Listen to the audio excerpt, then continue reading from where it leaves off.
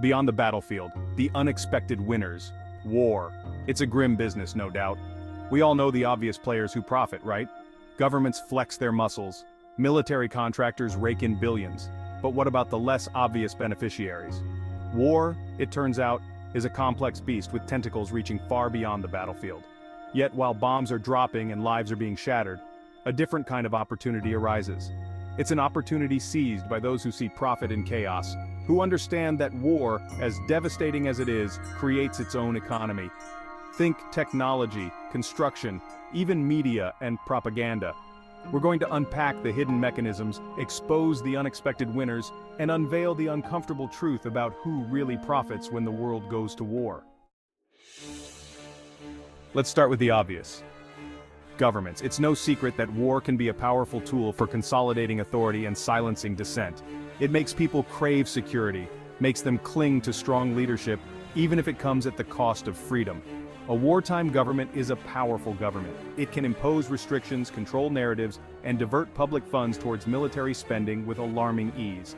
And let's not forget the geopolitical spoils territorial gains, access to resources, strategic advantage on the world stage. But here's the real kicker. Governments often find themselves swimming in profits, even as the bombs are falling. It creates jobs, boosts industrial production, and generates revenue through things like inflated contracts and resource extraction. The money funneled into wartime industries is money diverted from social programs, education, healthcare.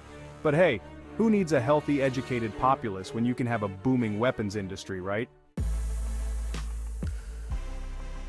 Next up, we have the corporations. Those bastions of free enterprise, always eager to lend a helping hand, especially if that hand is clutching a lucrative government contract. War, for many corporations, is less a tragedy and more a golden opportunity to rake in profits that would make even the most hardened CEO blush. We're talking about the usual suspects, of course, the arms manufacturers, the defense contractors, the mercenaries who provide private security. But it doesn't stop there. Think logistics companies profiting from the transportation of troops and supplies. Think telecommunications giants cashing in on increased surveillance and data collection. War is a complex logistical operation, my friends, and corporations are all too eager to grease the wheels for a price, of course. Now let's talk about a less obvious beneficiary of war, the construction industry. It might seem counterintuitive, but war, with its uncanny ability to reduce cities to rubble, creates a booming market for reconstruction. Enter the construction giants armed with lucrative contracts and a workforce often drawn from the very communities devastated by conflict.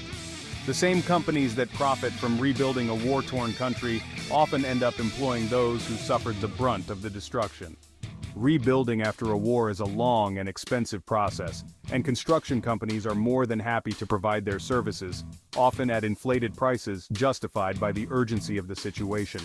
War often leads to the creation of new military bases, security walls, and fortified government buildings, all of which require the skilled labor and hefty profits of the construction industry.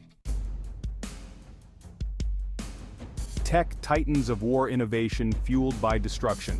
Now, let's turn our attention to the tech sector, shall we? Because nothing says cutting-edge innovation like a good old-fashioned war. It's a match made in, well, not heaven, that's for sure, but it's a match nonetheless.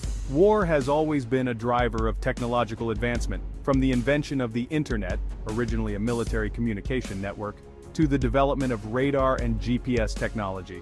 But in the 21st century, the relationship between war and tech has reached a whole new level of intimacy. We're talking drones, folks. We're talking surveillance technologies. And who's profiting from this brave new world of digital warfare? Well, the usual suspects, of course, the Silicon Valley giants, the defense contractors dabbling in AI, the cybersecurity firms cleaning up after each digital skirmish. It's a brave new world, all right. A world where the line between war and peace is increasingly blurred, and where the battlefield can be your phone, your computer, or even your own mind. The propaganda profiteers shaping minds, shaping markets. Now let's talk about a group of war beneficiaries that are often overlooked. The media and PR companies who control the narrative, shape public opinion, and ultimately justify the unjustifiable. Because war, my friends, is not just about bombs and bullets. It's about hearts and minds. Enter the spin doctors, the PR gurus, the media conglomerates who profit from disseminating propaganda, manufacturing consent, and demonizing the enemy.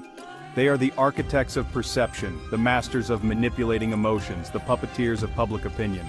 They control what we see, what we hear, and what we believe. They can turn a blind eye to atrocities committed by one side while amplifying the suffering of the other.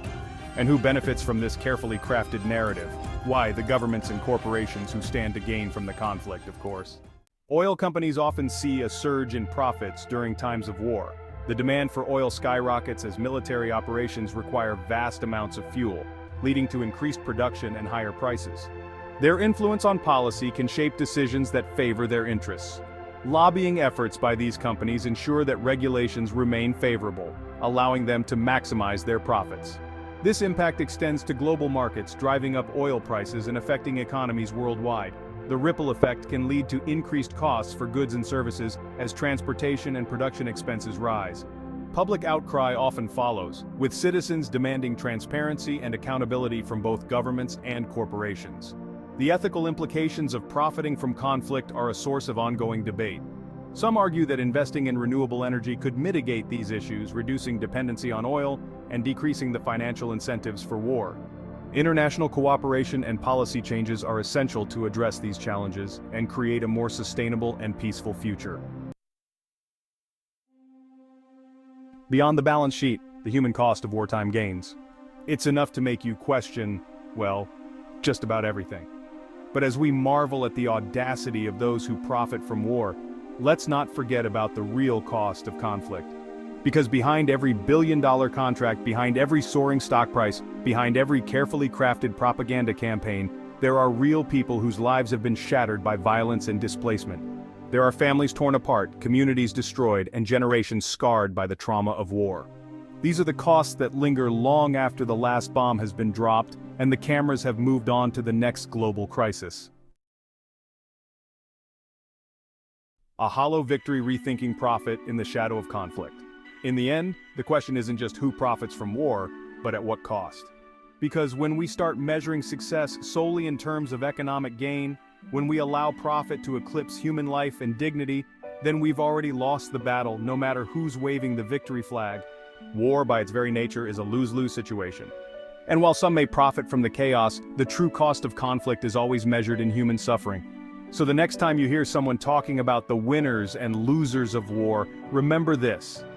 In a world where bombs are business and profits are prioritized over peace, there are no real winners. Only survivors picking up the pieces of a broken world.